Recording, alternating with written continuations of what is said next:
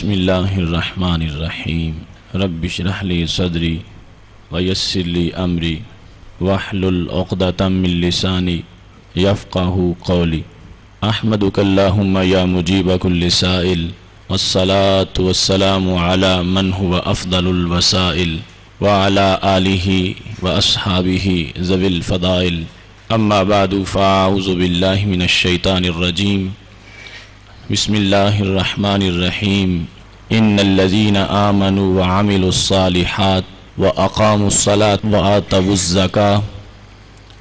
لهم اجرهم عند ربهم ولا خوف علیہم ولا هم يحزنون صدق اللہ العظیم وصدق رسولہ النبی الکریم الامین ان اللہ وملائکتہ یصلون علی النبی یا ایہا الذین آمنوا صلوا علیہ وسلموا تسلیما الصلاة والسلام علیک یا سیدی یا رسول اللہ وعلی آلک واصحابک یا حبیب اللہ مولاي صل وسلم دائما ابدا علی حبیبک خیر الخلق کلہم یا اکرم الخلق مالی من الوذ به سواک عند حلول الحادث العممی ربی صلی وسلم دائما ابدا علی حبیبک خیر الخلق کلہم اللہ تبارک و تعالی جل جلالہ وعم نوالہ واتم برہانہ وعظم شانہ کی حمد و ثنا اور حضور پر نور شافع یوم النشور دستگیر جہاں غم گسار زمان سید المرسلین خاتم النبیین احمد مجتبی جناب محمد مصطفیٰ صلی اللہ علیہ وآلہ واصحابہ وبارک وسلم کے دربار گہر بار میں ہدیہ درود و سلام عرض کرنے کے بعد وارثان منبر و محراب ارباب فکر و دانش اصحاب محبت و مودت نہایت محتشم حضرات و خواتین رب ذوالجلال کے فضل اور توفیق سے ماہ رمضان المبارک کے عشرہ رحمت میں ایک نہایت پر نور صبح میں ہم سب کو ادارہ صراط مستقیم کے فہم دین کورس میں شرکت کی سعادت حاصل ہو رہی ہے۔ ہماری آج کی گفتگو کا موضوع ہے فہم زکوٰۃ۔ میری دعا ہے خالق کائنات جل جلالہ ہم سب کو قرآن و سنت کا فہم عطا فرمائے اور قرآن و سنت پر عمل اس کے اور ابلاغ و تبلیغ کی توفیق عطا فرمائے۔ یہ موضوع بھی نہایت اہم موضوعات میں سے ہے، چونکہ زکوٰۃ ارکان دین میں سے ہے اور قرآن مجید برہان رشید میں بار بار خالق کائنات جل جلالہ نے امت مسلمہ کو اس کا حکم دیا ہے، بلکہ تمام انبیاء کرام علیہم السلام ہی اپنے دور میں جو ان کی شریعت کے مطابق زکوٰۃ کا حکم تھا وہ اس کی طرف اپنی اپنی امم کو متوجہ فرماتے رہے۔ میں نے سورہ بقرہ کی آیت نمبر 277 آپ کے سامنے تلاوت کی۔ ان الذین آمنوا وعملوا الصالحات، بے شک وہ لوگ جو ایمان لے آئے اور انہوں نے نیک کام کیے۔ No doubt those who have accepted faith وعملوا الصالحات and did good deeds وأقاموا الصلاة and established prayer وآتوا الزکاة and paid poor due لهم أجرهم عند ربهم، their reward is with them their Lord۔ वला खौफुन अलैहिम वला हुम यहज़नून, and there neither fear and nor grief to them. खालिक़ कायनात जल्ल जलालुहु ने कुरान मजीद बुरहान रशीद में ज़कात की अहमियत को वाज़े करते हुए ज़कात देने वाले की अज़मत को भी उजागर किया, और खालिक़ कायनात जल्ल जलालुहु के नज़दीक इन लोगों का जो अजर है और जो हैसियत है उसको भी अच्छी तरह वाज़े फरमा दिया। कुरान मजीद बुरहान रशीद में दीगर उमम के लिहाज से जो ज़कात का हुक्म था उसको हम इस तरह मुलाहज़ा कर सकते हैं कि खालिक़ कायनात जल्ल जलालुहु ने सूरह मरियम में जहाँ पर हज़रत ईसा अलैहिस्सलाम का तज़किरा किया तो खालिक़ कायनात जल्ल जलालुहु जब उनकी वो गुफ्तगू जो उन्होंने पंघूड़े में की थी उसको रब्बे ज़ुल जलाल बयान करता है, तो जहाँ वो ये ऐलान कर रहे थे इन्नी अब्दुल्ला कि मैं अल्लाह का बंदा हूँ, मुझे किताब दी गई है, वहाँ उनके ये भी लफ्ज़ थे वजअलनी मुबारका ऐनमा कुन्तु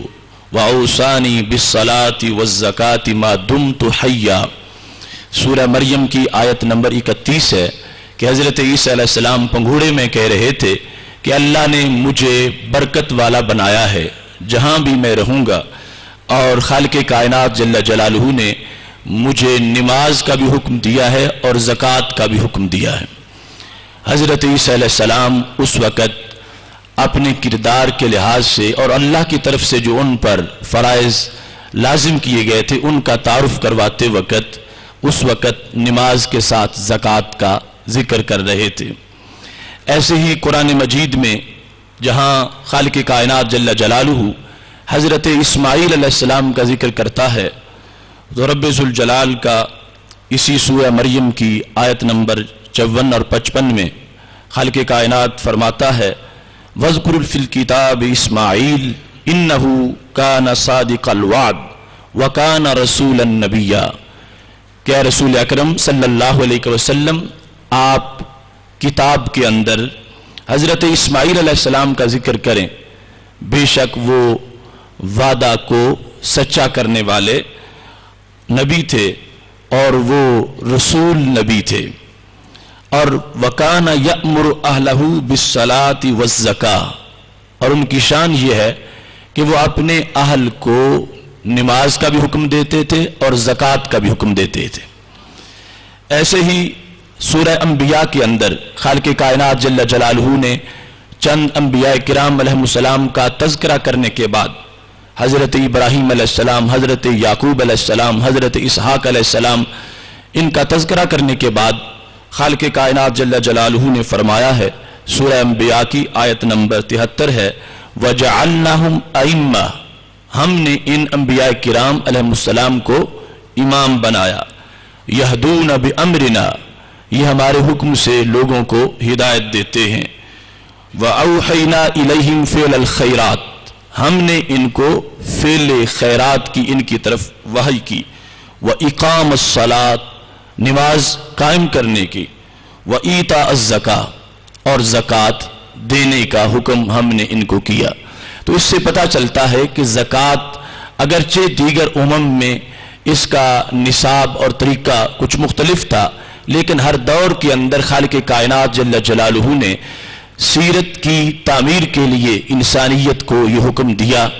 और इसकी वजह से दिलों से माल की मोहब्बत कम होती रही और लालच और ख्वाहिश का मर्ज़ ख़त्म होता रहा, और दिल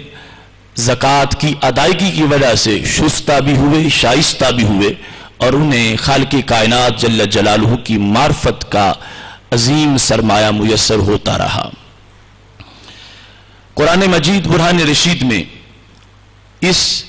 सोच को भी मुस्तरद किया गया कि जब इंसान ये ख्याल करता है कि मैंने बड़ी मेहनत के साथ माल इकट्ठा किया तो अब मैं बगैर किसी इव्ज़ के किसी और को दे दूं, ये कैसे हो सकता है, या इसमें मेरा बड़ा खसारा है, तो खालिक़ कायनात जल्ल जलालुहु ने इस वहम को भी दूर किया कि ज़कात हमने इजाफे के लिए تم پر لازم کی ہے، کبھی بھی زکوٰۃ کی وجہ سے مال کم نہیں ہوگا، زکوٰۃ کی وجہ سے مال میں برکتیں آ جائیں گی اور مال پہلے سے کہیں زیادہ بڑھ جائے گا۔ خالق کائنات جل جلالہ نے سورہ بقرہ میں ارشاد فرمایا ہے، آیت نمبر 261 ہے، خالق کائنات نے ایک غیر محسوس چیز کو حسی چیز کے ساتھ تشبیہ دے کر ہمیں سمجھا دیا کہ کیسے میں زکوٰۃ کے اندر اضافہ کرتا ہوں اور کیسے برکتیں میسر آتی ہیں۔ خالق کائنات فرماتا ہے مثل الذین ينفقون اموالهم فی سبیل اللہ کمثل حبہ، ان لوگوں کی مثال جو اپنا مال اللہ کے راستے میں خرچ کرتے ہیں، یہ اس دانے کی مثال ہے انبتت 7 سنابل، جس کو زمین میں کاشت کیا گیا تو اس نے 7 بالیاں اگائیں، وفی کل سنبلۃ 100 حبہ، اور ہر بالی میں 100 دانہ بن گیا۔ خالق کائنات جل جلالہ فرماتا یہ خود تم کاشت کرتے ہو، دیکھتے ہو، ایک بیج کاشت کیا تھا، اس سے 7 بالیاں نکلیں اور ہر بالی کے اندر 100 دانہ موجود تھا،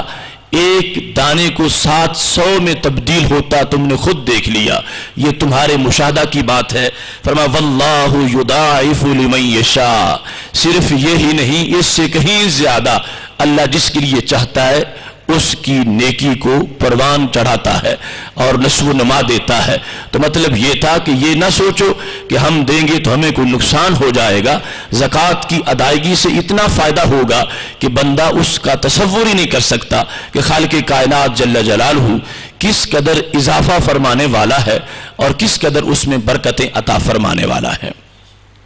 چونکہ یہ موضوع نہایت طویل ہے، اگر اس کے اسرار و رموز پر گفتگو کریں تو وہ کئی گھنٹوں کی بحث ہے، اگر اس کی وعیدیں شرعی طور پر جو ان کو بیان کریں تو وہ بھی مستقل موضوع ہے، اور اس کے ساتھ اس کی برکات کو بیان کریں وہ بھی مستقل موضوع ہے۔ لیکن آج ہمارا گفتگو کا جو موضوع ہے بالخصوص وہ زکوٰۃ کے مسائل ہیں، اور زکوٰۃ کے مسائل بھی تمام ایک نشست میں بیان نہیں ہو سکتے، تو ہم ایسا اس کا ضابطہ اور قانون سمجھنے سمجھانے کی کوشش کریں گے کہ جس سے اکثر مسائل کا حل ہمیں معلوم ہو جائے، باقی جزوی طور پر مسائل جو ہیں وہ تو اس کے بڑے طویل ابواب میں بند ہیں۔ بہرحال یہ ماہ رمضان المبارک کا زرخیز موسم ہے، ہم اس میں انشاءاللہ تھوڑا سا پڑھیں گے، اللہ اس کو بھی پروان چڑھائے گا اور اس پر آگے کئی مسائل کا حل جو ہے وہ مرتب ہو جائے گا۔ سب سے پہلے لفظ زکوٰۃ میں اگر غور کریں تو عربی زبان میں یہ لفظ 2 معنی میں استعمال ہوتا ہے۔ لفظ زکوٰۃ کا معنی طہارت بھی ہے اور لفظ زکوٰۃ کا معنی نشو و نما پانا بھی ہے۔ تو مطلب یہ ہے کہ جس وقت کوئی شخص زکوٰۃ دیتا ہے تو اس کے مال کو طہارت مل جاتی ہے، اس کے مال کو پاکیزگی مل جاتی ہے، اور ایسے ہی جس وقت وہ زکوٰۃ دیتا ہے تو اس کا مال پھر بڑھتا ہے، چونکہ خالق کائنات نے فرمایا یمحق اللہ الربا ویربی الصدقات، اللہ سود کو مٹاتا ہے اور صدقات کو پروان چڑھاتا ہے۔ تو اس واسطے یہ زکوٰۃ کا لفظ ہی اس بات پر دلالت کرتا ہے کہ اس میں خالق کائنات جل جلالہ اپنی طرف سے برکتیں شامل فرمانے والا ہے۔ شریعت کی زبان میں زکوٰۃ کی جامع تعریف یہ ہے تملیک جزء مال مخصوص من مال مخصوص لشخص مخصوص للہ تعالی۔ یہ الفاظ کو اگر عربی میں یاد نہ بھی کر سکیں تو اردو میں یہ ان کوزے میں دریا بند ہے۔ تملیک جزء مال مخصوص، مخصوص مال کی مخصوص جز کو کسی کے ملک میں دینا، من مال مخصوص جو خاص قسم کے مال سے حصہ حاصل کیا گیا ہو، لشخص مخصوص معین شخص کو دینا، اور کس لیے دینا؟ للہ تعالی، اللہ کی رضا کے حصول کے لیے۔ تو اس میں ایک تو یہ ہے کہ ہر مال سے زکوٰۃ نہیں، وہ خاص مال ہیں جن سے زکوٰۃ ہے، مال مخصوص، اور پھر مال مخصوص سے جزو مخصوص، اس کا ایک معین حصہ ہے یہ نہیں ہے کہ ہم پر لازم ہے کہ سارا ہی زکوٰۃ کی حیثیت میں دے دیں. وہ کوئی صدقہ کرتا ہے تو اس کی اپنی ایک ترغیب ہے نیکی کی طرف اور ایک شوق ہے، لیکن شریعت نے 40واں حصہ لازم کیا تو یہ معین حصہ ہے مال مخصوص کا. اور کس کو دینا؟ لشخص مخصوص. یہ بھی نہیں کہ جس کو جو سامنے ہے اسی کو زکوٰۃ دے دو. اس شخص کے اندر خاص شرائط موجود ہوں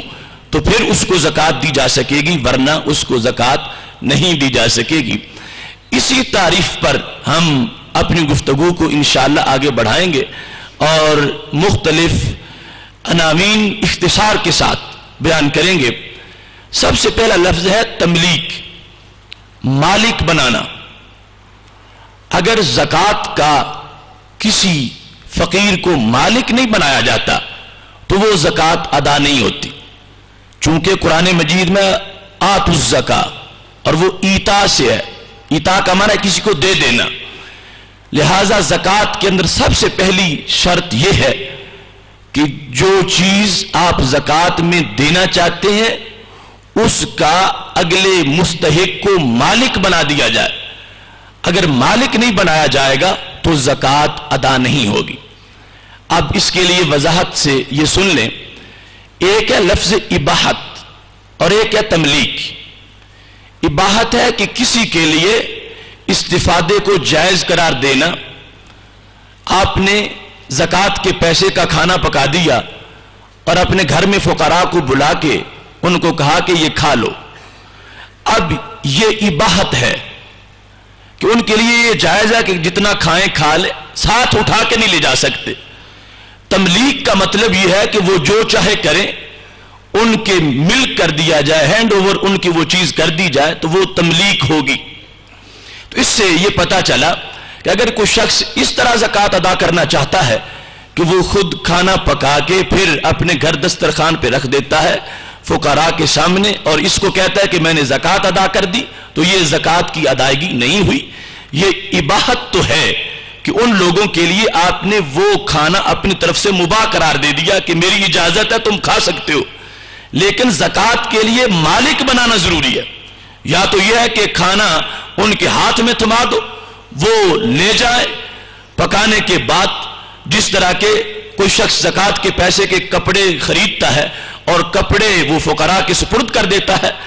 تو پھر بھی تملیک پائی جاتی ہے. تو تملیک کا پایا جانا ضروری ہے. اگر تملیک نہیں محض اباحت ہے تو ایسی شکل کے اندر زکوٰۃ کی ادائیگی نہیں ہوگی. اور اس میں جس وقت یہ بات سامنے آئی کہ تملیک ضروری ہے تو یہ بھی پتا چلا کہ جس کو مالک بنایا جا رہا ہے اس میں قبضہ کرنے کی صلاحیت موجود ہو اور وہ سوجھ بوجھ رکھتا ہو، سمجھدار ہو. تو پتا چلا کہ اگر کوئی شخص مجنون کے ہاتھ میں کوئی پیسے دے دیتا ہے تو اس زکوٰۃ کی ادائیگی نہیں ہوگی. اس واسطے کہ مجنون کو یہ اس میں صلاحیت ہی نہیں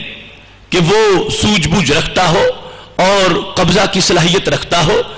اور اس کو پتا ہو کہ یہ پیسہ ہے اور اس کو محفوظ کیا جاتا ہے. ایسے ہی وہ بچہ کہ جو ابھی بالغ بھی نہیں ہوا اور قریب البلوغ بھی نہیں ہوا، وہ سمجھدار نہیں ہوا، تو اس کو بھی جب زکوٰۃ دیں گے تو تملیک والا وصف اس کے لحاظ سے بھی موجود نہیں ہوگا. یہاں صرف ایسی شکل میں زکوٰۃ ادا ہوگی کہ اس مجنون یا بچے کا کوئی وارث ہے جو ان کی طرف سے قبول کر رہا ہو،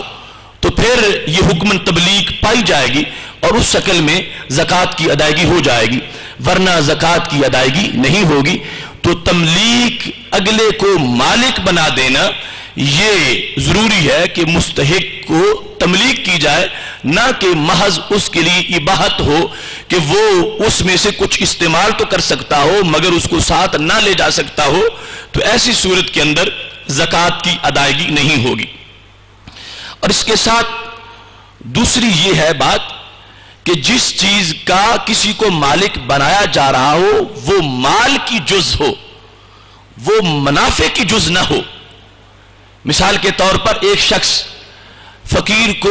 1 سال کے لیے اپنا مکان دے دیتا ہے کہ تم اس میں رہائش رکھو اور نیت یہ ہے کہ یہ میری زکوٰۃ نکل جائے گی، تو اس سے زکوٰۃ نہیں نکلے گی. کیونکہ زکوٰۃ میں یہ ہے کہ اگلے کو منفعت کا وارث نہ بنایا جائے، منفعت کا مالک نہ بنایا جائے، بلکہ مال کا مالک بنایا جائے۔ تو یہاں پر اس کو جب 1 سال کے لیے بلڈنگ دی گئی تو اس کو منفعت کا مالک بنایا جا رہا ہے کہ اس کا فائدہ تم حاصل کر سکتے ہو، وہ جزو مال نہیں۔ تو زکوٰۃ کی ادائیگی تب ہوگی ایک تو اس میں تملیک بھی ہو، اور پھر جس چیز کی تملیک ہے وہ کوئی منفعت نہ ہو بلکہ وہ مال ہو،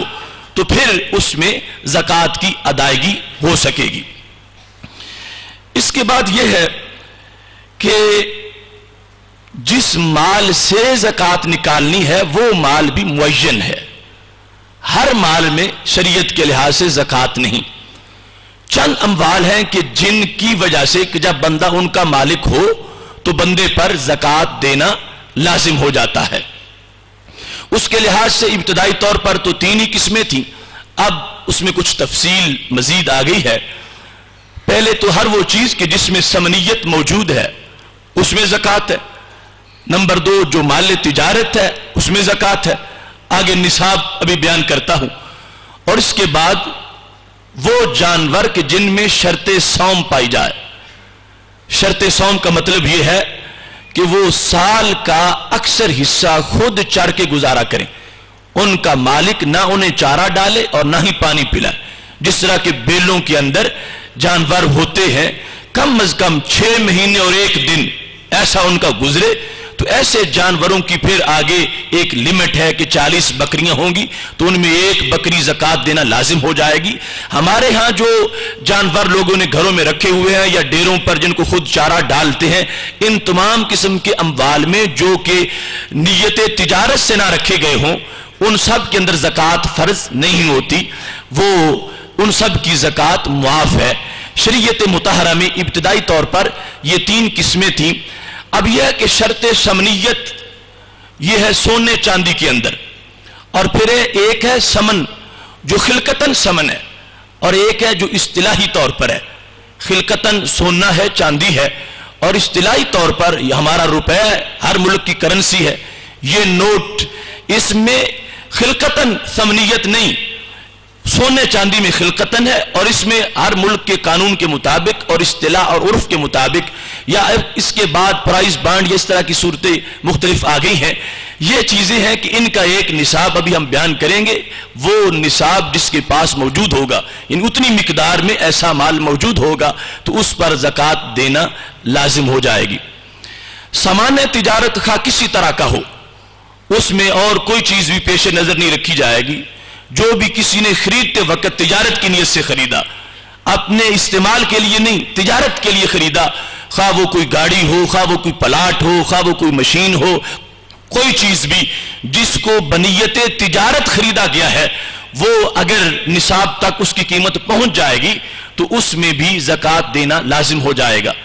اس کے علاوہ گھر کا سامان ہے، فرنیچر ہے، مختلف قسم کی چیزیں جو اس کی ضرورت سے زائد بھی ہیں لیکن اس نے بطور تجارت ان کو نہیں رکھا ہوا، وہ ویسے گھر میں موجود ہے، اگرچہ وہ کئی لاکھ کا فرنیچر ہے، تو ایسی تمام چیزوں پر زکوٰۃ نہیں ہوگی۔ وہ برتن جو گھر میں بہت سے پڑے ہوئے ہیں اور بہت سے کپڑے اس کے سوٹ اس کی ضرورت سے زائد ہیں، مگر ان میں سے کوئی چیز بھی اس نے بنیت تجارت نہیں خریدی اور ان کو استعمال کے لیے خریدا تھا، اگرچہ کبھی استعمال کا موقع بنتا ہے کبھی نہیں بنتا، تو ایسی تمام چیزوں کے اندر زکوٰۃ نہیں۔ زکوٰۃ صرف سونا میں ہے، چاندی میں ہے، اور ان کے قائم مقام جو نوٹ اور کرنسی ہے، اس کے بعد سامان تجارت ہے، اور سامان تجارت کے بعد وہ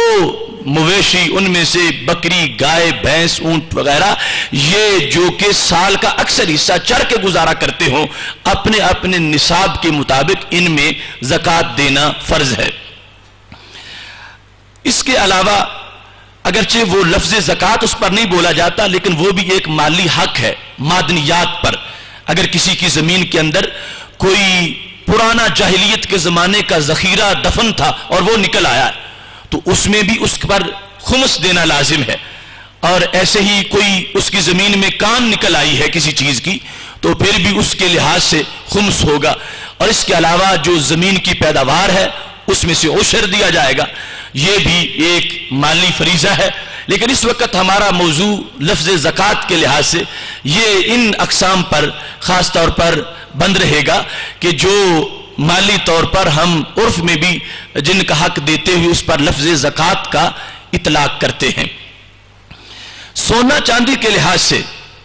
رسول اکرم نور مجسم شفیع معظم صلی اللہ علیہ وآلہ وسلم نے جو نصاب بیان کیا تو وہ سونے کا نصاب 20 مسقال ہے اور چاندی کا نصاب 200 درم ہے۔ 20 مسقال 7.5 تولے بنتا ہے اور 200 درم چاندی 52.5 تولے بنتی ہے، اور اگر گرام کے لحاظ سے دیکھیں تو 7.5 تولے جو ہے وہ بنتا ہے 80 گرام 80.479 گرام، اور چاندی جو ہے وہ گراموں کے لحاظ سے 612.35 گرام یہ وزن ہے گراموں کے لحاظ سے۔ اور ویسے جو رائج ہے ہمارے ہاں تولے کے لحاظ سے تو سونے میں 7.5 تولے اور چاندی میں 52.5 تولے یہ شرعی نصاب ہے۔ اب اس میں جو معیار بنایا گیا جس نصاب کو مالدار ہونے کے لحاظ سے وہ چاندی کا نصاب ہے فقراء کے بھلے کے لیے، اور یہ شریعت مطہرہ کا ہر دور میں قانون رہا ہے کہ وہ نصاب لیا جائے گا جو جلد بن جائے۔ اگر آج ہم سونے کا نصاب لاگو کریں تو پھر یہ مطلب ہوگا کہ جس بندے کے پاس 7.5 تولے سونے کی قیمت کے برابر پیسے ہیں یا سامانیہ تجارت ہے اس پر زکوٰۃ فرض ہے اور اس سے کم پر زکوٰۃ فرض نہیں، تو اس سے بہت سا فقراء کا حق جو ہے وہ مارا جائے گا۔ تو اس واسطے شریعت نے جو نصاب جلد بنتا ہو وہ لیا ہے، اور وہ نصاب چاندی کا نصاب ہے۔ اب اس کو توجہ سے سننا اور یہ نصاب سمجھنا اور اس کے لحاظ سے پھر اپنی مالی حیثیت کو پرکھنا یہ بڑا لازم ہے۔ عمومی طور پر بہت سے لوگ نماز کا اہتمام کر جاتے ہیں اور اچھی بات ہے، مگر زکوٰۃ کو بھول جاتے ہیں، حالانکہ بار بار قرآن مجید میں اقیموا الصلاۃ وآتوا الزکاۃ دونوں کو اکٹھا بیان کیا گیا ہے، تو دونوں کی فرضیت ایک جیسی ہے۔ تو یہ ہمیں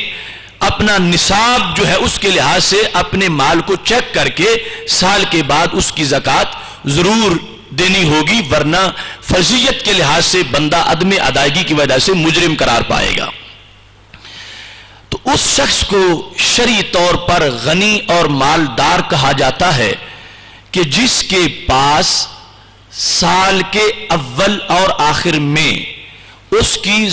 ضروریات اصلیہ سے زائد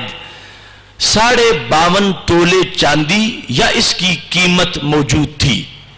52.5 تولے چاندی خود تھی یا اس کی قیمت کے برابر پیسے تھے یا اتنا سامان تجارت تھا، اس شخص کو شریعت کی زبان کے اندر غنی کہا جاتا ہے کہ جس پر زکوٰۃ دینا فرض ہو چکا ہے۔ 52.5 تولے چاندی کی قیمت آج کے ریٹ کے لحاظ سے 8,663 روپے بنتی ہے۔ تو اب خلاصہ یہ ہوا کہ جس شخص کے پاس اپنے ضروریات اصلیہ سے زائد سال کے آغاز میں 8,663 روپے تھے، اگرچہ سال گزرنے کے درمیان یہ کم بھی ہو گئے اور ہو سکتا ہے سارے ختم بھی ہو گئے، لیکن سال مکمل ہونے سے پہلے پھر 8,663 روپے اس کے پاس اگر آ چکے ہیں تو اس شخص پہ زکوٰۃ فرض ہے۔ یہ اس میں سے 40واں حصہ زکوٰۃ کی شکل میں ادا کرے گا۔ پورا سال اس کے پاس اتنی رقم کا ہونا یہ ضروری نہیں کہ ہر وقت ہی اس کے پاس اتنی پیسے اتنے بچے ہوئے موجود ہوں،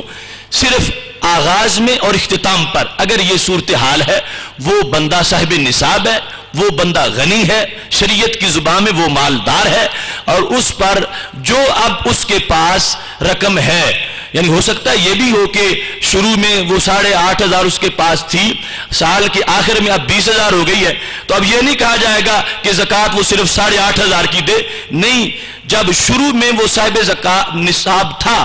سال کے آخر میں اب جتنی بڑھ جائے گی سب میں سے 40واں حصہ دیا جائے گا۔ اگر اب 1,00,000 ہو گئی ہے تو اس کا، 2,00,000 ہو گئی ہے تو اس کا، یہ حولان حول کا معنی ہے کہ اس چونکہ جب سال شروع ہوا تو صاحب نصاب تھا، اب اس کے لحاظ سے اس کو پورا سال ہی مالدار سمجھا جائے گا، اور سال گزرنے کے بعد اس کے پاس جتنی بھی رقم اس کی ضروریات سے زائد ہے اس کے اوپر اس کو زکوٰۃ دینا لازم ہو جائے گی۔ ایسے ہی جس شخص کے پاس سامان تجارت اتنا ہے، 8,663 روپے کا سودا اس کی دکان میں ہے، اور وہ اس کی ضرورت سے زائد ہے، اس کے خرچے سے زائد ہے، اس کے بچوں کے کپڑے اور فیسیں اور اس طرح کی چیزوں سے وہ چیز اس کی قیمت زائد تھی، اور پھر آگے سال گزرتا رہا، اگرچہ سال میں اپ ڈاؤن کا معاملہ بھی جاری رہا، لیکن سال کے آخر میں جب پھر اتنی رقم اس کے پاس ہے کم از کم تو اس پر زکوٰۃ لاگو ہو جائے گی، اس کے وہ سامان تجارت میں یا اس کی چاندی میں یا اس کے پیسوں کے اندر۔ اور اگر اس کے پاس سونا نصاب کے مطابق نہیں، اس سے کم ہے، تو اس پر زکوٰۃ نہیں ہوگی، 4 تولے ہے، 3 تولے ہے، 6 تولے ہے۔ لیکن اگر کچھ بھی چاندی اس کے پاس ہے تو پھر سونے کو چاندی شمار کیا جائے گا۔ اس کے پاس اگر 1 تولہ چاندی ہے اور 4 تولے سونا ہے، اگرچہ سونا اب 7.5 تولے ہوتا تو زکوٰۃ لازم آتی، لیکن چاندی تھوڑی سی بھی سونے کو چاندی بنا لیتی ہے، تو 1 تولہ چاندی کی وجہ سے بھی اس کو وہ 4 تولے سونا جو مثال کے طور پر ہے اس میں دیکھیں گے کہ اس میں تو چاندی جو ہے وہ 52.5 تولے آ سکتی ہے، تو اب 1 تولہ پہلا اور باقی وہ سونے کی شکل میں جو چاندی ہے سب کو شمار کر کے نصاب بنا دیا جائے گا۔ لیکن اگر اس کے پاس چاندی نہیں تو پھر سونا جب اپنی پوری نصاب کو پہنچے گا تو زکوٰۃ ہوگی، ورنہ اس پر زکوٰۃ نہیں ہوگی۔ تو یہ مشترکہ معاملہ ہے پیسے کا، سامان تجارت کا اور چاندی کا۔ جس وقت یہ نصاب ہے اور یہ معیار ہے، اس کو سامنے رکھ کے کسی بندے نے اپنے معاملے کو چیک کرنا ہے کہ کیا مجھ پہ زکوٰۃ فرض ہے یا نہیں۔ اتنے پیسے اگر اس کے پاس ضرورت سے زائد تھے تو وہ بندہ مالدار ہے، اس کو اپنے مال کی زکوٰۃ دینا پڑے گی۔ باقی یہ جو سال کا میں ذکر کر رہا ہوں تو شریعت میں کوئی ایسا مہینہ یا نہیں کہ جس کو زکوٰۃ کے لحاظ سے وقت بنایا گیا ہو کہ اگر اس میں زکوٰۃ دی جائے تو ادا ہوتی ہے یا آگے پیچھے ہو تو قضا ہو جاتی ہے۔ شریعت کے لحاظ سے ایسی کوئی تعین نہیں، انسان خود اپنا ایک وقت معین کر سکتا ہے کہ اس نے رمضان کو معیار بنایا ہوا ہے کہ اس سال رمضان میں دیتا ہوں اور آئندہ سال بھی رمضان کی 4 تاریخ کو 5 تاریخ کو دوں گا۔ یہ مطلب ہے سال سے کہ اس نے جو خود ایک معیار بنا رکھا ہے اس تاریخ کو اس کی پاس ضرورت سے زائد اتنے پیسے موجود تھے، اگرچہ سال کے دوران اس سے کم بھی ہو گئے، پھر جب وہ تاریخ آئی تو اتنے پیسے ہی موجود تھے یا اس سے زائد تھے، تو جتنے اس کے پاس موجود ہوں گے زائد کی شکل میں بھی سب میں سے اس کو 40واں حصہ زکوٰۃ کی شکل میں ادا کرنا پڑے گا۔ اس میں کچھ شرائط ایسی ہیں کہ جن کو ہم فرضیت زکوٰۃ کی شرائط کے عنوان سے تعبیر کر سکتے ہیں، اور کچھ ایسی ہیں جن کو صحت ادائے زکوٰۃ کی شرط بنا سکتے ہیں۔ تو فرضیت زکوٰۃ کے لحاظ سے 10 شرائط ہیں۔ یہ 10 شرائط بندے میں جو دینے والا ہے اس میں اور اس کے مال میں 10 شرائط موجود ہوں گی تو پھر اس پر زکوٰۃ فرض ہوگی، ورنہ اس پر زکوٰۃ فرض نہیں ہوگی۔ ایسی کچھ شرائط اس بندے کے لیے ہیں جس کو دینی ہے، وہ پائی جائیں گی اس میں تو پھر اس کے لیے زکوٰۃ لینا جائز ہے، ورنہ اس پر حرام ہے کہ وہ زکوٰۃ کا پیسہ لے۔ اور ایسے ہی مال کے لحاظ سے بھی شرائط ہیں جن کا بھی تذکرہ ہو رہا ہے۔ تو فرضیت زکوٰۃ کے لحاظ سے سب سے پہلی شرط مزکی کے لیے کہ جس پر زکوٰۃ فرض ہوگی، زکوٰۃ دینا اس پر لازم ہوگا، سب سے پہلی شرط ہے حریت، کہ وہ آزاد ہو، غلام نہ ہو۔ تو اس لحاظ سے آج کوئی الجھن نہیں، چونکہ وہ غلام جس کو شرعی طور پر عبد کہا جاتا ہے اور اس کے مختلف احکام ہیں، آج وہ موجود نہیں۔ آج اللہ کے فضل سے سارے آزاد ہی آزاد ہیں، اور اس شرط کے لحاظ سے کوئی بھی ایسا نہیں کہ جس میں اب یہ شرط موجود نہ ہو۔ دوسرے نمبر پر ہے اسلام، مومن ہونا، کافر پر زکوٰۃ نہیں، اس واسطے کہ وہ سب سے پہلے اس سے تقاضا کلمہ کا ہے کہ وہ کلمہ اسلام پڑھے، اس کے بعد کسی عبادت کی اس کی طرف نسبت ہوگی۔ اب نماز کافر پہ فرض نہیں، اس پر اسلام لانا فرض ہے، وہ پہلے اسلام لائے گا اور پھر وہ نماز کا مکلف ہوگا. ایسے ہی زکوٰۃ جو ہے پہلے بندہ کلمہ گو ہوگا, کلمہ پڑھے گا, اس کے بعد اس پر زکوٰۃ فرض ہو جائے گی جب وہ نصاب کو پہنچ جائے گا. تیسرے نمبر پر ہے بالغ ہونا. اگر کوئی شخص بچہ ہے, کوئی صبی ہے, تو اس کے مال پر زکوٰۃ فرض نہیں. ہوتا ہے اس طرح کے بچوں کی بھی بڑی بڑی جاگیریں ہو سکتی ہیں اور چھوٹی عمر میں ان کے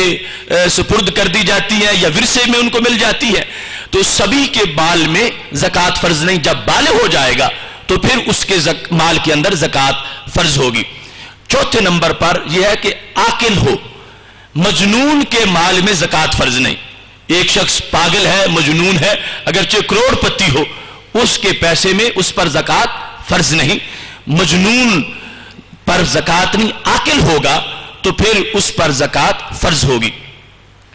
اس کے بعد ہے کہ اس مال کے اندر شرائط ہوں کہ وہ زکوٰۃ کے وجوب والا مال ہو. جس طرح کہ ابھی میں نے ذکر کیا, وہ مختلف اقسام سونے چاندی کے لحاظ سے, سامان تجارت کے لحاظ سے, تو گھر کا جو فرنیچر ہے اب وہ بھی مال تو ہے لیکن اس میں زکوٰۃ کے وجوب والی شرط موجود نہیں. اور ایسے ہی انسان کے کئی سوٹ ہیں, حالانکہ حاجت کے لیے تو شریعت کے لحاظ سے 2 سوٹ کافی ہیں, ایک گرمی کا اور ایک سردی کا. اس کے علاوہ جو ہے وہ حاجت سے تو زائد ہے مگر اس کو نصاب زکوٰۃ کے اندر شمار نہیں کیا جائے گا مالدار بنانے کے لحاظ سے. ابھی مستحق کے لحاظ سے ان کو بھی شمار کیا جائے گا, ابھی بعد میں اس کا بیان ہوگا. زکوٰۃ جس پر واجب ہو رہی ہے اس کے مال میں گھر کی زائد چیزیں جو ضرورت سے زائد ہیں مگر ان کو تجارت کی نیت سے نہیں خریدا گیا تو ان کو نصاب کے اندر شامل نہیں کیا جائے گا. گھر کے سارے برتن, فرنیچر, مختلف قسم کی چیزیں جو زائد ہیں ضرورت سے, ان کو شامل کر کے زکوٰۃ کا نصاب بنا کے بندے پر زکوٰۃ لازم نہیں کی جائے گی. لیکن فقیر ہونے کے لیے ان چیزوں کو بھی دیکھا جائے گا اور اس کا بھی بعد میں ذکر کرتا ہوں. اس کے بعد چھٹی شرط یہ ہے کہ مال نصاب تک پہنچ جائے. تھوڑا ہوگا تو زکوٰۃ نہیں ہوگی, نصاب کے مطابق ہوگا جو ابھی بیان کیا کہ 52.5 تولے چاندی کی قیمت تک پہنچ جائے یا خود اتنی چاندی موجود ہو یا اتنا سامان تجارت ہو تو پھر اس پہ زکوٰۃ فرض ہو جائے گی. اس کے بعد یہ ہے کہ 7ویں شرط کہ ملک تام ہو. اگر کسی شخص کے پاس کوئی چیز تو ہے مگر اس پہ ملک مکمل نہیں, من وجہ ملکیت ہے, ناقص ملک ہے, تو اس پر بھی اس کی زکوٰۃ فرض نہیں ہوگی. زکوٰۃ جس کے ملک میں ہے اس پر اس کی ہوگی. اس کے بعد ہے کہ اس مال پہ سال گزر چکا ہو. اب سال گزرنے کا مطلب جو ابھی میں نے بیان کر دیا کہ آغاز میں وہ صاحب نصاب ہو, سال جو اس نے اپنا معین کر رکھا ہے اس کے آخر میں بھی وہ صاحب نصاب ہو. اگرچہ اب 1 مہینہ پہلے کچھ نئی رقم شامل ہو گئی ہے لیکن جب وہ صاحب نصاب آغاز میں تھا تو سمجھا جائے گا کہ اس پر بھی سال گزر چکا ہے. جو چند دن پہلے اس کی رقم اس میں کے مزید اس کو منافع ہوا یا آمدنی ہوئی تو اب مجموع کے اوپر اس کو زکوٰۃ دینا لازم ہو جائے گا. اس کے بعد یہ ہے کہ اس کی وہ رقم قرض سے پاک ہو. یعنی ایک شخص نے, اس کے پاس 10,000 روپیہ ضرورت سے زائد تو ہے, سال کے آغاز میں بھی تھا, اختتام پر بھی ہے, لیکن اس نے 15,000 قرض دینا ہے. تو اب اگرچہ اس کے پاس مال پایا گیا مگر اس پہ زکوٰۃ فرض نہیں ہوگی, اس واسطے کہ پہلے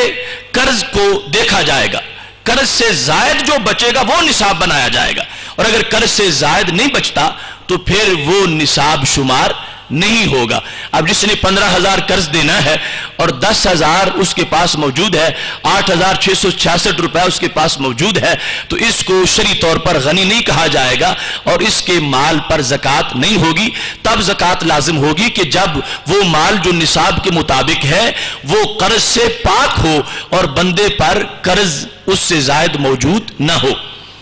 اس صورت میں مزید کچھ باتیں سمجھنا ضروری ہیں.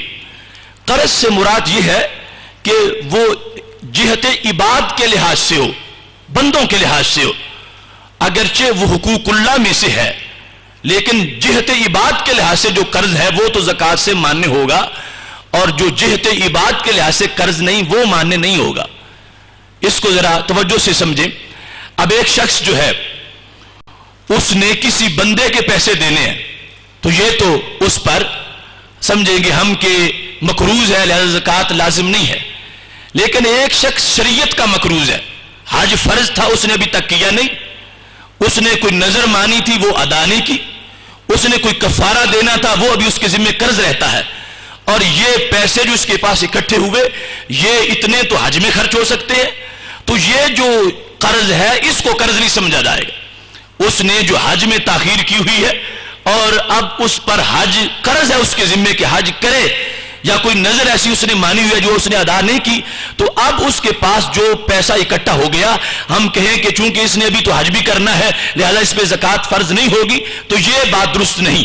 اس میں یہ قرض جو شرعی طور پر اس پر ہے حج کی ادائیگی والا اس طرح کا، یہ زکوٰۃ کی فرضیت سے مانے نہیں ہوگا. لیکن جو عبادت کے لحاظ سے قرض ہے وہ مانے ہو جائے گا، اور اگرچہ اس میں وہ من وجہ اللہ بھی ہو. مثال کے طور پر زکوٰۃ اللہ کی طرف سے فرض ہے، لیکن ایک شخص نے زکوٰۃ دینی ہے تو پہلے وہ پیسہ اس کا سمجھا جائے گا کہ یہ زکوٰۃ کے لیے ہے، زکوٰۃ کی ادائیگی کے بعد بچتا ہے تو پھر اگلے سال کا نصاب بنے گا. تو یہ بھی چونکہ زکوٰۃ آگے خرچ بندوں پر ہوگی تو اس کو بھی بندوں کا ہی حق سمجھا جا رہا ہے کہ یہ بندوں کے لحاظ سے قرض ہے، جو زکوٰۃ کی ادائیگی اس کے ذمہ ابھی باقی ہے یہ بھی بندوں کے لحاظ سے قرض ہے، اور اس کے علاوہ جو کسی کا اس نے ویسے ہی دینا ہو وہ بھی بندوں کے لحاظ سے قرض ہے. ان کو ماننے سمجھا جائے گا کہ ایسے قرض کی موجودگی میں نصاب نہیں بنے گا، اس سے زائد ہوگا تو نصاب بنے گا. لیکن جو قرض اس طرح کا ہے کہ اس نے ابھی حج کرنا ہے تو یہ قرض شرعی طور پر وجوب زکوٰۃ کو نہیں روکے گا، اس کے ہوتے ہوئے بھی اس بندے پر زکوٰۃ کی ادائیگی فرض ہو جائے گی. اس سلسلہ میں آج ایک بات بہت سے لوگوں نے اس سے شک کو ناجائز استعمال کر رکھا ہے. وہ 10 کروڑ کی فیکٹری کا مالک ہے لیکن زکوٰۃ کیوں نہیں دیتا؟ کہتا ہے کہ میں مقروض ہوں. 10 کروڑ کی فیکٹری لگائی اور اس نے 20 کروڑ مزید قرض لے لیا، ساری زندگی اسی طرح ہی گزار رہا. اتنا بڑا صاحب حیثیت ہونے کے باوجود بھی پھر مقروض بھی رہتا ہے اور کہتا ہے کہ زکوٰۃ تب دوں، اب میرے پاس 1 کروڑ سرمایہ تو ہے مگر میں نے 2 کروڑ قرض دینا ہے تو مجھ پر زکوٰۃ فرض نہیں ہوتی. تو یہ ایک ناجائز استعمال ہوگا ایسی شک کا. اصل قرض کو بھی دیکھنا ہے کہ اس نے قرض لیا کس شوق میں ہے، کیا حاجت اصلی تھی اس کی، کوئی مجبوری تھی کہ اس کے لیے اس نے قرض لیا اور اب اس قرض کی ادائیگی اس کے ذمہ باقی ہے. تو یہ بات بڑی قابل غور ہے کہ محض اس کو غلط استعمال کرتے ہوئے کوئی بندہ ساری عمر زکوٰۃ سے فرار اختیار نہ کرے. اس کو اپنی حیثیت کا اندازہ کرنا چاہیے اور ایسے قرض سے بچنا چاہیے، اور ایسے قرض سے بچ کر وہ اپنے مال کی ضرور زکوٰۃ ادا کرے، اور خواہ اتنے بڑے پیسے کے باوجود بھی ساری عمر ڈیفالٹری قرار پایا رہے، اور حکومت کی طرف سے بھی اور فقیروں کی طرف سے بھی. تو یہ کوئی اچھا اور مستحسن طریقہ نہیں ہوگا. تو قرض والی شک میں بھی یہ پیش نظر رکھا جائے کہ وہ قرض جو اس نے ادا کرنا ہے وہ کس مجبوری کے تحت اس کو لینا پڑا تھا. کیا واقعی اس وقت شرعی طور پر اس کی مجبوری تھی کہ جب اس نے وہ قرض لیا؟ تو ایسی صورت کے اندر جو قرض ہوگا اس قرض کو منہا کیا جائے گا، اس سے زائد خالی رقم اگر بچے گی تو اس پر زکوٰۃ دینا اگر نصاب کو پہنچے گی تو لازم ہوگا. اس کے بعد 10ویں شرط یہ ہے وجوب زکوٰۃ کے لحاظ سے کہ وہ پیسہ حاجت اصلیہ سے زائد ہو. حاجت اصلیہ سے زائد پیسہ ہوگا تو پھر زکوٰۃ ہوگی، اگر زائد نہیں ہے تو پھر نہیں. مثال کے طور پر ایک شخص کے پاس سال کے آغاز میں 10,000 روپیہ تو ہے مگر اسی سے اس نے بال بچے کو نفقہ بھی دینا ہے اور اس کے لیے اس نے آلات حرب کو بھی خریدنا ہے، یا جس شعبے میں وہ کام کرتا ہے اس شعبے کا کوئی اوزار اس نے خریدنا ہے، یا اس نے اپنی سواری گزارے کے مطابق خریدنی ہے، یا اس نے اپنا مکان بنانا ہے. تو یہ ساری چیزیں جو ہیں یہ حاجات اصلیہ میں سے ہیں. تو ان سے جو چیز زائد ہوگی اس کو وہ شمار کیا جائے گا، اور اس کے لحاظ سے جب وہ صاحب نصاب ہوگا تو اس پر زکوٰۃ دینا لازم ہوگی. حاجات اصلیہ میں بھی شرعی طور پر اس کو یہ توازن رکھنا پڑے گا کہ حاجت اصلیہ ہے کتنی. اب اس کا گزارا اگر 2 مرلے کے مکان میں بھی ہو سکتا ہے تو وہ ساری زندگی پیسے اکٹھا کرتا رہے کہ میں 1 ایکڑ کی کوٹھی بنانا چاہتا ہوں اور ابھی مجھ پہ زکوٰۃ فرض نہیں ہوئی چونکہ میرا مکان نہیں ہے، تو یہ صورتحال بھی درست نہیں ہوگی۔ اس میں بھی اس کو تناسب کے لحاظ سے جو موزونیت ہے وہ اپنی حاجت کو بھی دیکھے، اپنے اخراجات کو دیکھتا ہوا اس کے لحاظ سے وہ اپنے اس شے کو استعمال کرے۔ تو یہ 10 شرائط ہیں فرضیت زکوٰۃ کے لحاظ سے، جب یہ پائی جائیں گی تو اس کے ساتھ ہی زکوٰۃ فرض ہو جائے گی۔ اس کے بعد 2 شرطیں ہیں صحت ادا کے لحاظ سے، ادائیگی کے لیے 2 شرطوں کا پایا جانا ضروری ہے۔ ان میں سے پہلی شرط یہ ہے کہ زکوٰۃ کی ادائیگی میں نیت ادائیگی کے ساتھ ملی ہوئی ہو، یا تو حقیقتاً یا حکماً، کہ جب آپ زکوٰۃ ادا کر رہے ہیں تو زکوٰۃ کی ادائیگی میں ادائیگی کے ساتھ نیت مقارن ہو، یا حقیقی طور پر یا حکمی طور پر۔ حقیقی طور پر یہ ہے کہ جب پیسے آپ نے فقیر کو پکڑائے اس وقت آپ نیت حاضر ہے ذہن میں، لفظوں میں بولنا تو کوئی ضروری نہیں، ذہن میں یہ ارادہ ہے کہ یہ پیسے میں زکوٰۃ کے دے رہا ہوں۔ یہ ہے کہ ادائیگی کے ساتھ نیت حقیقتاً مقارن ہے، ملی ہوئی ہے، یا حقیقتاً نہ ہو تو کم از کم حکماً ضرور ہو۔ حکماً یہ ہے کہ جب آپ نے حساب کیا تو زکوٰۃ کا پیسہ اکٹھا کر کے رکھا، علیحدہ کر دیا دوسرے مال سے، اور اس وقت یہ نیت کر لی کہ یہ زکوٰۃ کا پیسہ۔ اب وہاں سے اٹھا کے دیتے وقت اگرچہ نیت زکوٰۃ نہ بھی ہو پھر بھی وہ زکوٰۃ ادا ہو جائے گی، اس واسطے کہ اس میں حکماً نیت جو ہے وہ موجود ہے کہ اس کو جب علیحدہ کر کے رکھا گیا اس میں زکوٰۃ کی نیت تھی، آگے ادائیگی کے وقت اگرچہ ہو یا نہ ہو وہ زکوٰۃ ادا ہو جائے گی۔ لیکن اس شرط میں ایک بات بڑی قابل غور ہے کہ جب نیت زکوٰۃ سے پیسہ جدا کیا اور ابھی فقیر کو نہیں دیا تھا کہ وہ چوری ہو گیا، تو اب یہ زکوٰۃ ادا نہیں ہوئی، وہ نئے سرے سے اس کو ادا کرنا پڑے گی۔ وہ پیسہ ضائع ہو گیا، جل گیا، چوری ہو گیا، ایسی صورت کے اندر زکوٰۃ کی ادائیگی نہیں ہوگی۔ لیکن جب اس نے نیت سے جدا کر کے رکھا ہوا تھا، اب حکماً وہاں پر نیت پائی گئی، وہ جب دیتا ہے اگرچہ اس وقت کہیں خیال اور تھا اور اٹھا کے پیسے فقیر کو پکڑا رہا تھا انہی میں سے، تو پھر زکوٰۃ کی ادائیگی ہو جائے گی۔ ایسے ہی اس نے کسی شخص کو وکیل بنایا تھا تو اس کو پیسے دیے کہ جاؤ میری طرف سے تم جا کے زکوٰۃ دے آؤ۔ اب اگرچہ فقیر کو جب وہ وکیل دے رہا ہے اس وقت اس بندے کو پتہ ہی نہیں کہ وہ دے رہا ہے یا کہاں ہے، تو اب یہ بھی حکماً مقارنت ہے کہ جب اس نے وکیل کو وہ پیسے دیے، وکیل سے مراد یہ ہمارے عرف کا وکیل نہیں کہ وہ ضرور بیرسٹر ہی ہو یا وکیل ہو، ہر وہ بندہ جس کو آپ نے یہ سپرد کر دیا کہ تم زکوٰۃ دے آؤ میری، وہ وکیل ہے آپ کا، تو اس کو دیتے وقت آپ نے جو نیت کی تو یہ نیت معتبر ہے۔ اب آگے حکماً اس کی تنفیذ اس مال کے ساتھ ہو جائے گی۔ اس معاملے کے اندر یہ شرعی پہلو بھی بڑا حساس ہے آج کے حالات کے لحاظ سے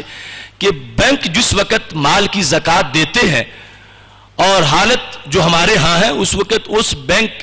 کے کسی شخص کو کسی بندے نے نہ تو اپنی طرف سے وکیل بنایا اور نہ ہی وہ اصیل ہے۔ اصیل اس لیے نہیں کہ پیسہ اس کا نہیں، پیسہ کسی اور کا ہے، اور وکیل اس لیے نہیں کہ اس کو کسی نے کہا ہی نہیں کہ تم جاؤ میری زکوٰۃ ادا کرو۔ اس کے اجازت کے بغیر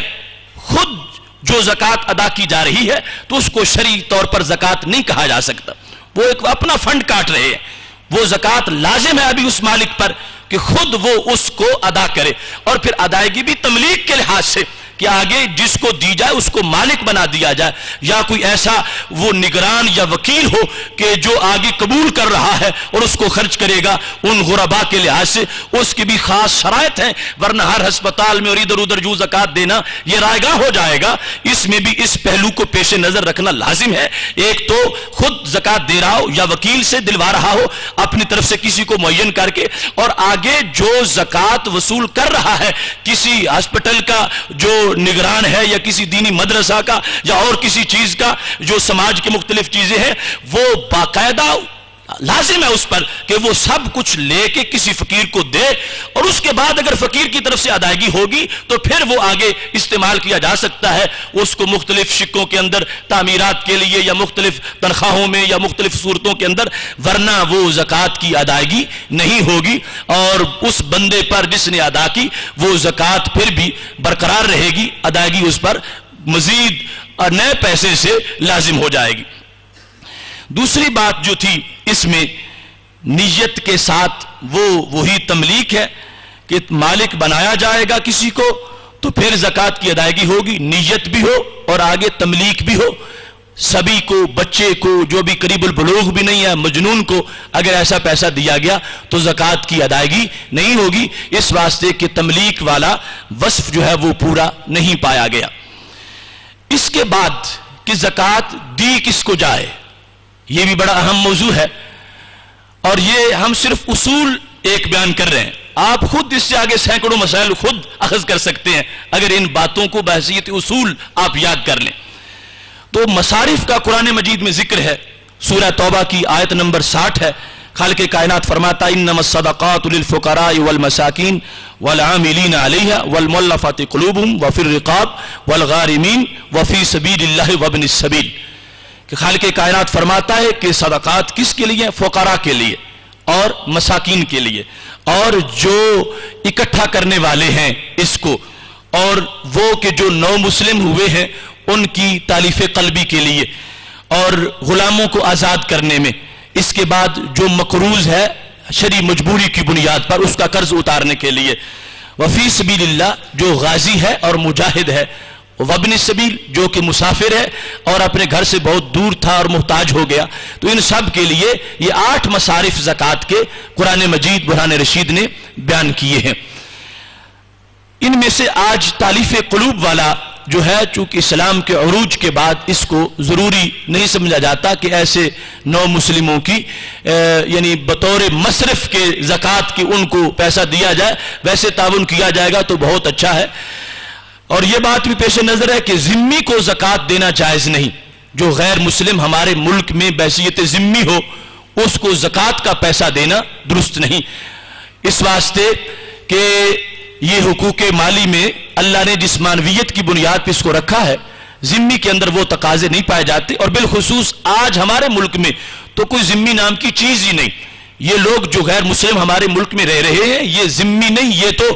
ہم پہ حکمران بنے ہوئے ہیں۔ تو دیگر صدقات میں اگرچہ گنجائش تھی کہ ذمی کو دیا جائے، لیکن موجودہ صورتحال کے لحاظ سے جو شرعی مسئلہ سمجھ آ رہا ہے، ان کو کسی طرح کا کوئی فنڈ ایسا نہیں دینا چاہیے۔ ہر وقت ہمارے خلاف اور اسلام کے خلاف شرپسندی میں مصروف رہتے ہیں، اور بالخصوص NGOs کا اعلی کار بن کے ہمارے ملک کے امن و آشتی کو بھی تباہ و برباد کرنے کی کوشش کرتے ہیں، اور بالخصوص اسلام کی تعلیمات کے خلاف ہر وقت شجر اسلام کو کاٹنے کے لیے معاذ اللہ آریاں چلا رہے ہیں، چلاتے ہوئے ایسے لوگ ذمی نہیں ہوتے۔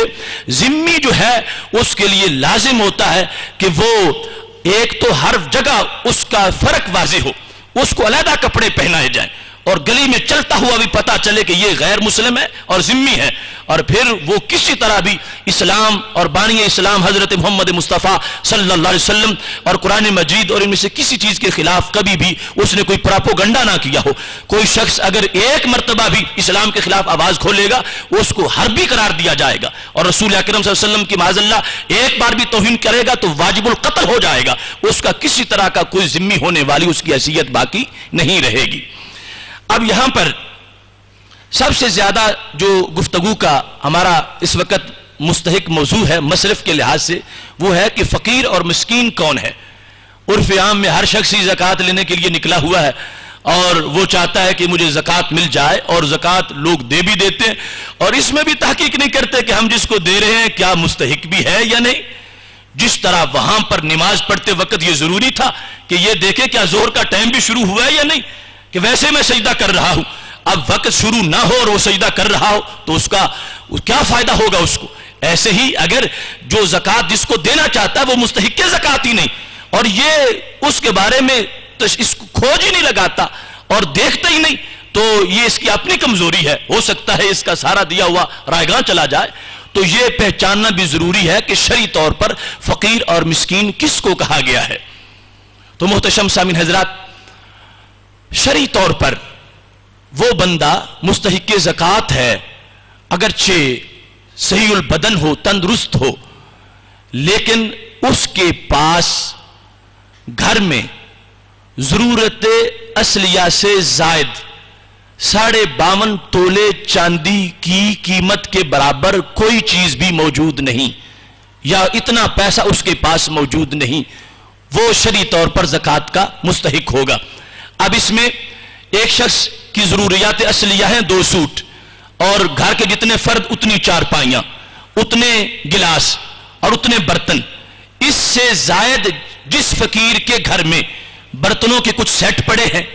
یا اس کے گھر میں ضرورت سے زائد کوئی موٹر سائیکل ہے، کوئی فریج ہے ضرورت سے زائد، چارپائیاں ضرورت سے زائد ہے، فرنیچر ضرورت سے زائد ہے، کپڑے ضرورت سے زائد ہیں، ان ساری چیزوں کا ریٹ لگایا جائے گا، ان ساری چیزوں کو شمار کیا جائے گا۔ اگر اس کے گھر میں اس کی ضرورت سے زائد جو چیزیں ہیں ان کی قیمت 8,666 روپے بنتی ہے تو اس شخص پر زکوٰۃ لینا حرام ہے، وہ شرعی طور پر فقیر نہیں۔ اگرچہ اس پر زکوٰۃ فرض نہیں کہ وہ آگے اپنی زکوٰۃ نکال کے کسی کو دے، فرضیت میں یہ گھر کی زائد چیزیں شمار نہیں ہوگی، لیکن فقیر بننے کے لیے ان کو شمار کیا جائے گا۔ اس کے گھر میں ضرورت سے زائد جو گھڑی ہے، ضرورت سے زائد جو برتن ہیں، ضرورت سے زائد کپڑے ہیں، ضرورت سے زائد کوئی مشین پڑی ہے، ضرورت سے زائد کوئی چیز گھر میں موجود ہے، کہ ان سب کو ملا کے قیمت لگائی جائے تو 8,663 روپے آج کے ریٹ کے لحاظ سے چاندی کے 52.5 تولے کی قیمت بنتی ہو تو اس کو شریعت فقیر نہیں کہتی، وہ مسکین نہیں ہے، وہ مستحق زکوٰۃ نہیں ہے، وہ لے گا تو خود جہنمی بنے گا کہ اس نے غیروں کا حق مارا ہے، اور دینے والا اگر اس نے تدبر ہی نہیں کیا تو اس کو بھی خسارہ ہوگا۔ ہاں یہ ضروری نہیں کہ اب یہ پوری زندگی کسی کا گھر دیکھنے میں ہی بسر کرے اور اس کی کھوج لگاتا رہے، لیکن مناسب سی کوشش تو کرے، کچھ نہ کچھ کسی محلے والے سے پوچھ لے اور کچھ اس کے بارے میں جاننے کے بعد کہ یہ واقعی مستحق زکوٰۃ بھی ہے یا نہیں، تو جس وقت وہ مستحق زکوٰۃ پایا جائے گا کہ اس کے پاس اگرچہ اس کے رہنے کا گھر موجود ہے لیکن ضروریات اصلیہ سے زائد، ہمارے گھروں میں آج سینکڑوں چیزیں ضروریات اصلیہ سے زائد ہیں، اگر کسی فقیر کے گھر میں کپڑے ہی شمار کر لو، بستر جو گرمی سردی کے اس کے افراد کے اور چند مہمانوں کے علاوہ زائد ہیں وہ شمار کر لو، گھڑیاں دیکھ لو، اس کے علاوہ برتن مختلف دیکھ لو، تو ایسی چیزیں وہ بنائیں گے تو وہ 8,500 تک پہنچ جائیں گی۔ تو بہت کم ہے کہ جو بندہ شرعی طور پر مستحق زکوٰۃ ہو، تو یہ بات بھی پیش نظر ہونی چاہیے اور ایسے شخص کو تلاش کر کے اس کو زکوٰۃ دینی چاہیے۔ زکوٰۃ کی ادائیگی میں یہ بات بھی ضروری ہے کہ زکوٰۃ سادات کو نہیں دی جا سکتی، اور یہ ان کی عظمت کی وجہ سے، اور ایسے ہی بندہ نہ اپنے اصول کو زکوٰۃ دے سکتا ہے نہ اپنے فروع کو زکوٰۃ دے سکتا ہے۔ اصول کا مطلب یہ ہے کہ اپنے باپ کو بھی نہیں دے سکتا، اپنے دادا جی کو بھی نہیں دے سکتا، پردادا کو بھی نہیں دے سکتا، اوپر جہاں تک چلے جاؤ، اور نیچے اپنے بیٹے کو بھی نہیں دے سکتا، پوتے کو بھی نہیں دے سکتا، پڑپوتے کو بھی نہیں دے سکتا۔ ان اصول اور فروع کے لحاظ سے زکوٰۃ دینا وہ ناجائز ہے۔ ایسے ہی عورت اپنے خامند کو نہیں دے سکتی، خامند اپنی عورت کو نہیں دے سکتا، لیکن اس کے علاوہ کچھ رشتے ایسے ہیں کہ جہاں پر زکوٰۃ دی جائے تو اس میں شرعی طور پر کوئی حرج نہیں، بلکہ اچھا ہے کہ پہلے اپنے خاندان میں رشتہ داروں میں جو مستحق زکوٰۃ لوگ ہیں ان کو تلاش کر کے ان کو زکوٰۃ دی جائے۔ تو اس سلسلہ میں بندے کا بھائی اگر فقیر ہے، بہن فقیرہ ہے، واقعی مستحق ہے تو یہ ان کو زکوٰۃ دے سکتا ہے، اپنی پھوپھی کو زکوٰۃ دے سکتا ہے، اپنی خالہ کو دے سکتا ہے، خالو کو دے سکتا ہے۔ تو یہ زکوٰۃ اصول فروع کے لحاظ سے دینا ناجائز ہے، لیکن دائیں بائیں جو 7 رشتہ داریاں بن رہی ہیں اگر وہ شخص واقعی مستحق زکوٰۃ ہے تو اس کو زکوٰۃ دی جائے گی۔ بلکہ اس سلسلہ میں حدیث شریف میں یہاں تک آیا ہے کہ الصدقۃ علی المسکین صدقہ وہی لذی الرحم اثنتان، کہ میرے نبی علیہ السلام فرماتے ہیں یہ مسکین کو دو گے تو 1 زکوٰۃ ہے، اور اگر وہ فقیر رشتہ دار بھی ہے تمہارا تو پھر ڈبل زکوٰۃ ہے، پھر تمہیں 2 اجر مل جائے گا، ایک صلہ رحمی والا اور دوسرا زکوٰۃ کی ادائیگی والا۔ تو اس واسطے یہ مسئلہ بھی پیش نظر رہنا چاہیے، زکوٰۃ کی ادائیگی ہوگی تو پھر یہ انسان سرخرو ہو جائے گا، مال ایک بوجھ ہے، ایک کسر ہے، اس کے اندر بڑے فتنے فساد ہوتے ہیں، زکوٰۃ کی ادائیگی سے یہ محفوظ ہو جاتا ہے، پھر انسان کا مال ناجائز جگہ پہ خرچ نہیں ہوتا اور وہ فتنوں میں اور مختلف بیماریوں میں مصیبتوں میں نہیں پھنستا، اور قیامت کے دن بھی اس کو خالق کائنات جل جلالہ یہ اعزاز دے گا کہ دوسری طرف تو جن لوگوں نے زکوٰۃ نہیں دی ان کی یہ وعید بیان کر دی، والذین یکنزون الذهب والفضة ولا ينفقونها فی سبیل اللہ فبشرهم بعذاب علیم۔ خالق کائنات فرماتا ہے جو لوگ سونا چاندی اکٹھا کرتے ہیں اور اس کو اللہ کے راستے میں اس کو خرچ نہیں کرتے، اے میرے نبی صلی اللہ علیہ وسلم ان کو دردناک عذاب کی خوشخبری سنا دو۔ یوم یحمى علیہا فی نار جہنم، وہ دن قیامت کا کہ جس دن اس سونے کو چاندی کو جہنم کی آگ میں گرم کیا جائے گا، فتکوی بہا جباہہم وجنوبہم وظہورہم ھذا ما کنزتم لانفسکم فذوقوا ما کنتم تکنزون۔ اللہ فرمائے گا گرم کر کے اس کا وہ سونا چاندی اس کے ماتھے پہ لگایا جائے گا، اس پہ پہلو پہ داغ دیے جائیں گے اور پیٹھوں پہ لگایا جائے گا اور کہا جائے گا یہ ہے وہ جو تم بچا کے رکھتے تھے، اب چکھو اس کا ذائقہ جو تم خزانہ کرتے تھے۔ اتنی ہلاکتیں ہوں گی، رسول اکرم صلی اللہ علیہ وسلم فرماتے ہیں وہ مال سانپ بن جائے گا اور اس بندے کے گلے میں لٹکا دیا جائے گا اور اس کے بڑے بڑے سانپ کے جبڑے ہوں گے اور وہ گنجا سانپ اس کو ڈسے گا اور پھر کہے گا آنا مالوں کا وانا کنزوں کا، میں ہوں تیرا سونا اور میں ہوں تیری چاندی اور میں ہوں تیرا پیسہ جو تو کہ زکوٰۃ سے بچا کے رکھتا تھا۔ اب پیارا مال جب اتنی تکلیف دے گا تو اس وقت بندے کی درد کی حیثیت کیا ہوگی۔ آج ہمیں اس فرضیت کو محسوس کرتے ہوئے اپنے مال کا ضرور حق ادا کرنا چاہیے۔ وآخر دعوانا ان الحمد للہ رب العالمین۔